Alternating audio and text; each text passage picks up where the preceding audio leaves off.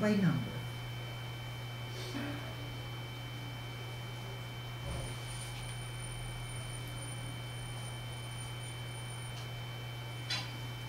The book goes on to explain this principle, but this principle is suffice to us. Why do I say that this is a great turn point in history of thinking? Because in the new story of creation, the world is being created by something that we share with God. Because with all due respect, with the disparity between us human beings and the Almighty God, we do share three things. We share letters, we share numbers, and we share eternal spirit. This is divine. The book of creation says, Kol ruach v'dibur zehu ruach hakodesh. Voice, kol, ruach, spirit, and dibur, speech. All three are the Holy Spirit. So the Holy Spirit, according to the book of creation, which had invented this called the Holy Spirit for the first time in Hebrew, Ruach HaKodesh, divine spirit is composed of speech, voice, utterance, all these things that we do without thinking about it. Every human being, with the exception of those who are heavily impaired, every human being is capable to speak, to read, to talk, to utter, to use his or her voice. The book of creation is telling us for the first time that those properties are divine and human in the same time, and that language was the material from which God had created the world. That was a moment of turn point in human history. For the first time, we are told that the world had been created by letters and by numbers, infinite letters, infinite numbers, but we do share the very same letters and numbers. So it works both ways. Letters are divine, letters are creative. Letters are also the property of human beings. Numbers are divine, numbers are infinite, numbers are the foundation of creativity, and they are shared equally between God and man. This is entirely new perception. Now, all Kabbalah is based on these short sentences I just now quoted. The world had been created in 32 passages of wisdom, composed of 22 foundational letters and 10 infinite numbers or digits by book, by number, and sefer, mispar, v'sipur, by book, by number, and by story. We can tell stories, God can tell stories, we have numbers, God has numbers, we have letters, God has letters. We share the divine creative capacity only by the fact that we own the language. And there is one fantastic thing about language, and when I say language, I mean letters and numbers. There is one fantastic thing about it. Nobody can say, I own the language, because the language is of divine origin, it is infinite, and it's divine. I'm speaking on the Hebrew language, but you are welcome to use it on any language that you wish. This is Hebrew tradition and Hebrew writing and so on, but the principle is the same principle. The idea that letters and numbers are divine, are the creative process shared by God and man, is the very foundation of Kabbalah. It had been formed by this book of creation, which is the first book, who is reflecting on the nature of language being composed of 22 letters and 10 numbers, pointing the following. Although there are only 22 Hebrew letters, with those 22 Hebrew letters, you can compose infinite number of words. You can put together every 2 letters, 3 letters, 4 letters, 40 letters, and from those 22 units, you can have infinite number of words. infinite number of sentences, of chapters, of books, of stories, of science, anything. The very same with numbers. As I said, all those observations are by the book of creation, early in the first millennium of the Common Era. Numbers are limited, let's say, from digits, from 1 to 10. All numbers are compositions of what's happening between 1 to 10. Those are the basic numbers. But you can add to them, multiply them, divide them, permutate them, do whatever you do with numbers, which is infinite capacity. So those very few limited units or symbols or signs are the basis of all infinite human creativity, which is also the infinite divine creativity. This is the principle of the divine. This is the principle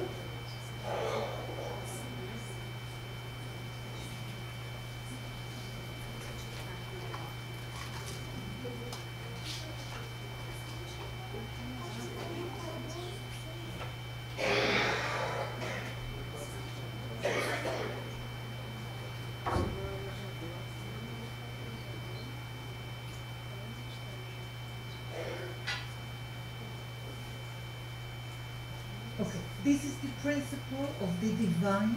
This is the principle of human creativity. This is the foundation of all Kabbalistic thought, meaning that with every letter and every number, you can permutate in an endless way. That's the foundation of Kabbalah. But it had not been perceived as Kabbalah until 1,000 years later. It had been formed in the early centuries of the first millennium, but Kabbalah had come to the world as a new turn point, as a new cultural phenomena, only in the 13th century. In order to understand what happened and why did it come to the world, we need one moment of historical reflection. After the destruction of the Second Temple, Judaism had changed completely for various reasons. First of all, there was no more temple. That means that all temple worship, all temple commandments, all temple priestly service, none of that had existed anymore. Whatever, we have 613 commandments, the things that we have to do and things that we should refrain from doing. Most of them were unapplicable anymore because they were dependent on the country, on the land of Israel. They were related to temple worship, temple calendar, temple commandments, all kinds of things which were not applicable anymore for three reasons. There was no temple in Jerusalem anymore. There was no more priestly service. There was no more independent state after the destruction of the temple. Rome had took charge and punished the Jews, sending most of the male members of the community, the capable male members, sent them on exile. Titus had sent young males to Rome as manpower. There was no technology and no electricity, and for hard work, and it was always hard work to be needed, like mending roads and building bridges and rowing ships, there was always need for strong manpower. It was common that after war, young men would be sent on slavery. Many Jews were sent on slavery to Rome, and that's the beginning of exile. There was one more rebellion in 132, and at that time Jerusalem had been plowed, and there was no more Jerusalem at all. The whole city was not anymore. On the place of the temple, a Roman building was built. There was no more Jerusalem. There was no more physical Jerusalem afterwards. So a new kind of Judaism had to be invented. It is called rabbinic Judaism. There was no such Judaism before the destruction of the temple. It is called Pharisees Judaism. It was not acknowledged and celebrated before the destruction of the temple. But after the destruction of the temple, different leaders of different parts came and said something like, we had lost everything, as if there was a tsunami or an earthquake. Everything which was taken for granted. We had a state, we had a king, we had a palace, we had a temple, we had worship, we had whatever. Everything that we had for 1,000 years is no more available. The Jews went on exile. We need to create a new type of Judaism.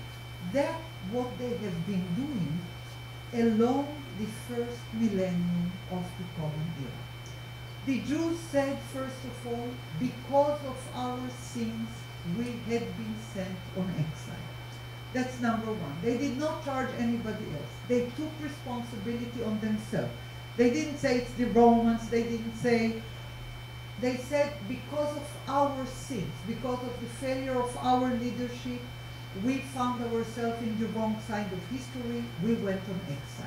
But at the very moment that they accepted the fact that many of them went on exile, they said in the day that the temple had been destroyed, and it had been destroyed twice, as I said, at 586 and 70, at the day that the temple had been destroyed, two great things had happened. Number one, the Messiah was born.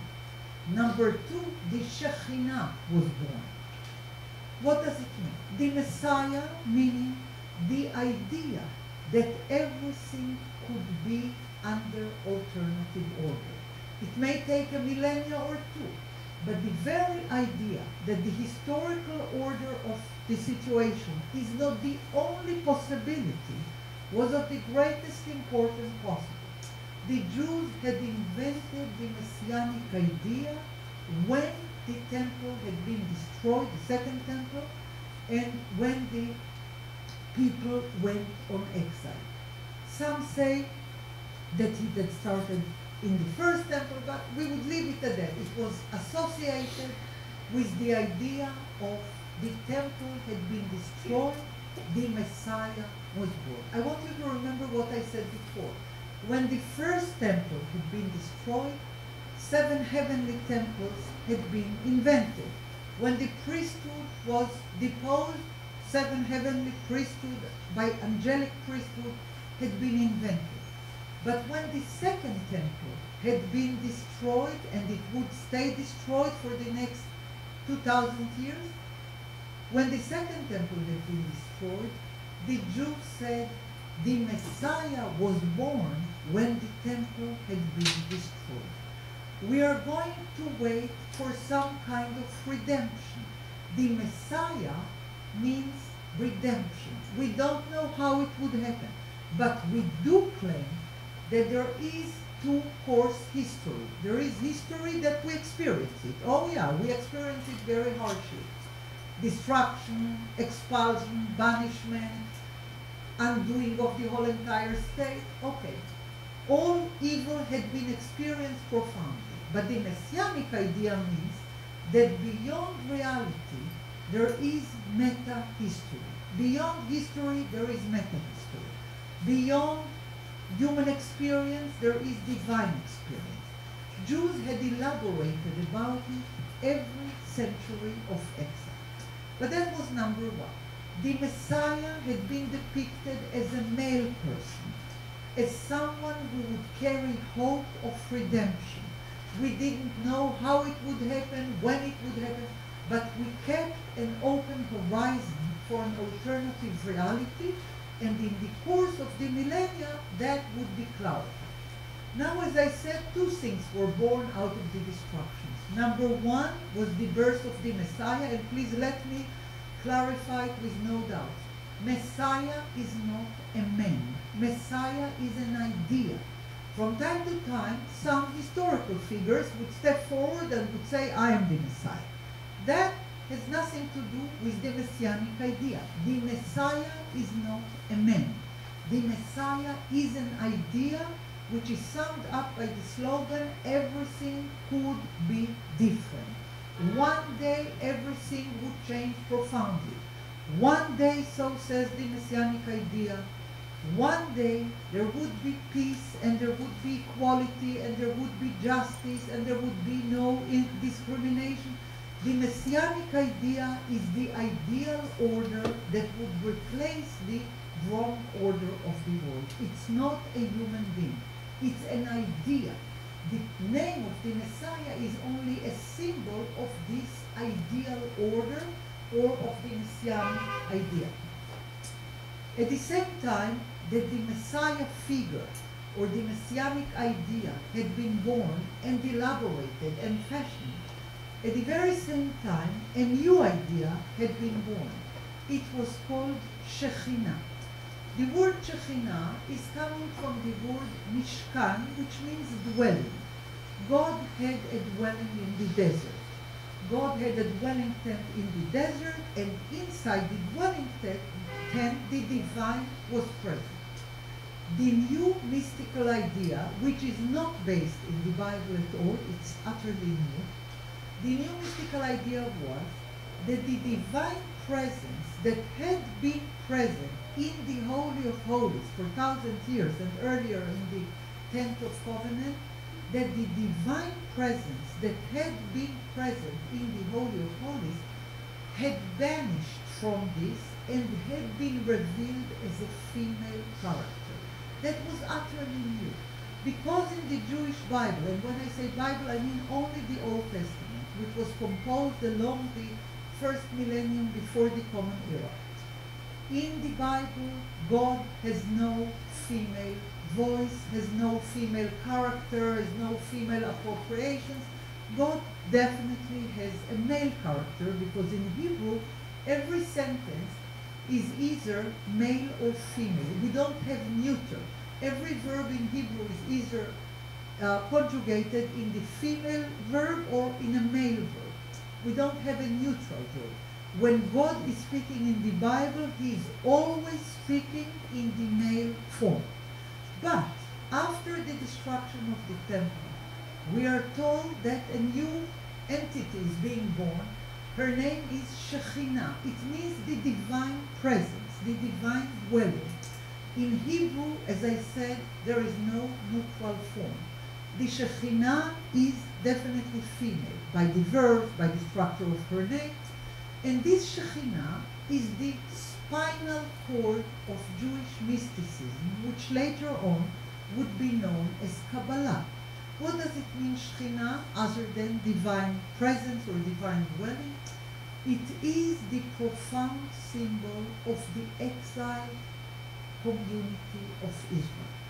So the community of Israel on earth, the one that had been expelled and banished and punished and so on and so forth, had been transformed into the eternal Knesset Israel, which means the community of Israel, the heavenly community of Israel, which according to the Kabbalistic law is in exile, is expelled exactly as the people of Israel. So remember, out of the destruction came two entities. The Messiah as the symbol of redemption and the Shekhinah as the deep symbol of exile. The Messiah is a male person. He is in charge on the future to come. He is in charge on all kinds of things.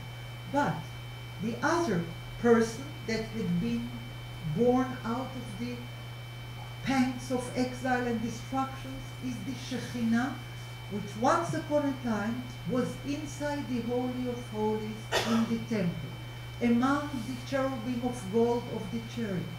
Once upon a time it had been there. But when the temple was destroyed, we are told, the Shekhinah as a female person, an abstract female person, had been deposed to the Mount of Olives, and from the Mount of Olives it had ascended to heaven, and in heaven it is the eternal symbol of the community of Israel. Now those things all the ideas that I spoke about so far had been fashioned in the first millennium of the Common Era, the Messiah and the Shekhinah. For the first millennia, the Jews had formed various things. In one general sentence, they had formed two great avenues of creativity.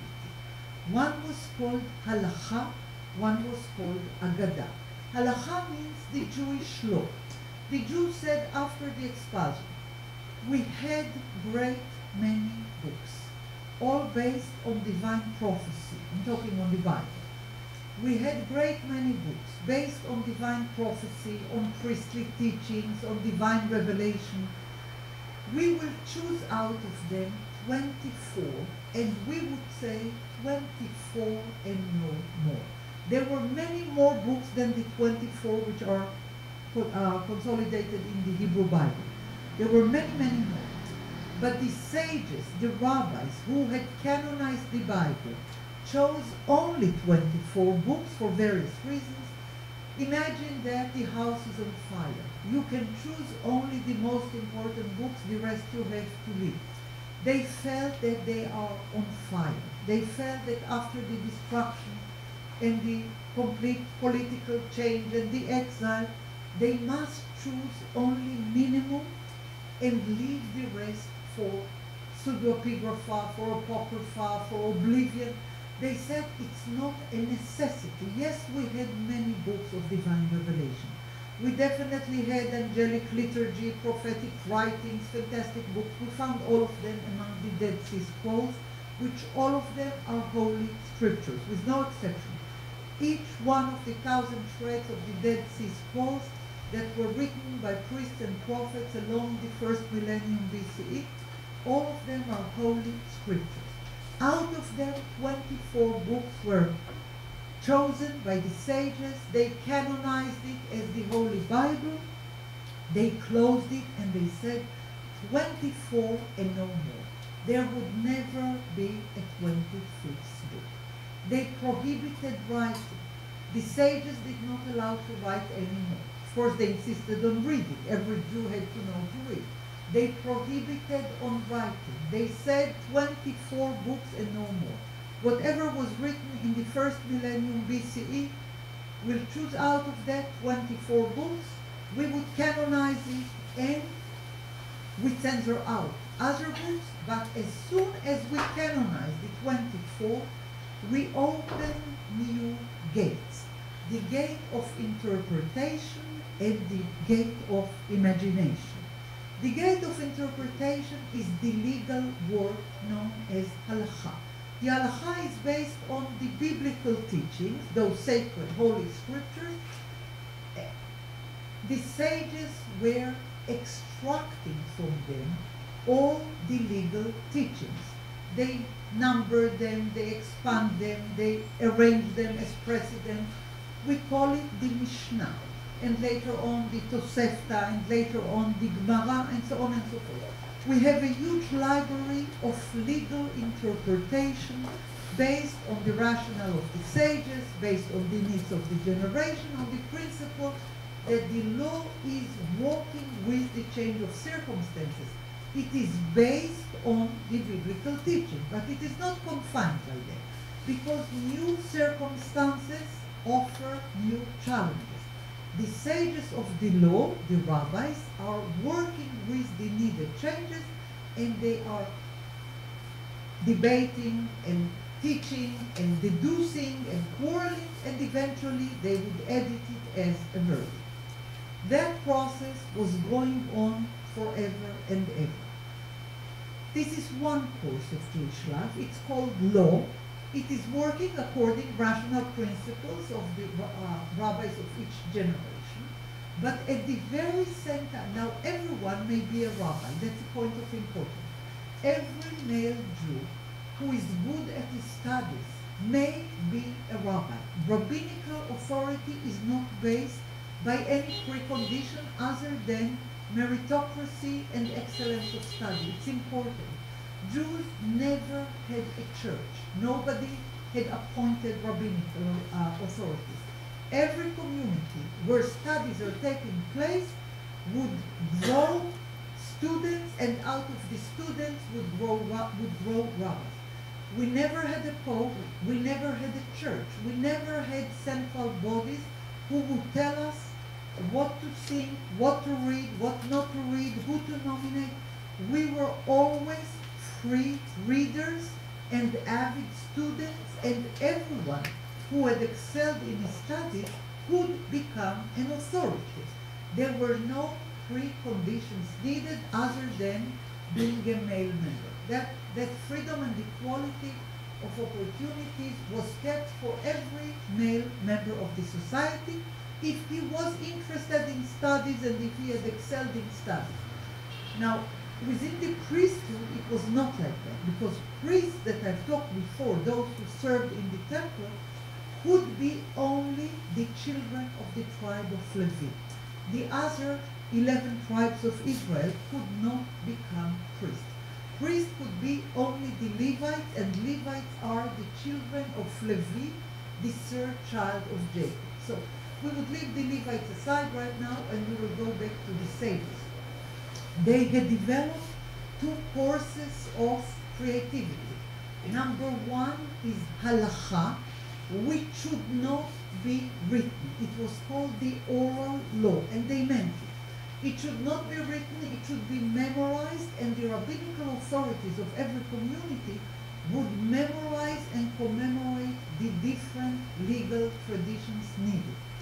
That would be going on and on from century to century. Only at the end of the millennium they wrote it down.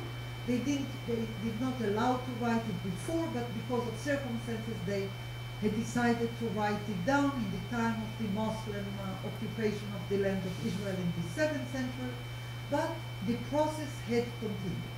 At the very same time that they developed a great deal of intellectual, analytical capacities in the study of the law, they had encouraged entirely different avenue of creativity. It is called Agadah. Agadah means legendary interpretation. Just as much as we had legal interpretation, out of the very same text, people were encouraged to do imaginary interpretation. That means you are not bound by any rational criterion, you are not bound by any precedent, you are not bound by any practical needs. The law always is bound by those things. Law has to be practical, law has to be reasonable, law has to be based on precedent. The other avenue, the Agadah, the legend, which later on would be called Kabbalah, has no limitations. The human creative spirit, the divine spirit within the human mind, is welcome to create new worlds, new avenues, new vistas, new horizons. And the Jewish tradition had encouraged both. You should study the legal tradition, and you're most welcome to engage in the legendary tradition, in the Agadah. We have Midrash Halacha and Midrash Agadah. Midrash means the study of the law and the study of the legend. That has been going on all along the first millennium. Now we go to the second millennium that had started horribly. The second millennium had started with the Crusades. Between 1096 to 1296, Christians were walking in Europe on the way to free the Holy Lands from the Muslim occupation. The Muslims and the Christians were fighting in the turn of the millennium on the Holy See in Jerusalem, on the Holy Sepulchre in Jerusalem, on the Temple Mount in Jerusalem. There is nothing new under the sun. They were fighting severely on the mountain of the temple in Jerusalem, which was holy for the Christians, was holy for the Muslims, it was holy for the Jews. But the Jews were absolutely out of Jerusalem, and they had nothing to do with that. It was only a war between Christians and Muslims. However, the Christians, which were urged by the Pope Urban to go and free Jerusalem from the hands of the Muslims in 1096, had decided that while they are going from Europe to Asia, from Germany to Jerusalem, they may as well kill the other infidels.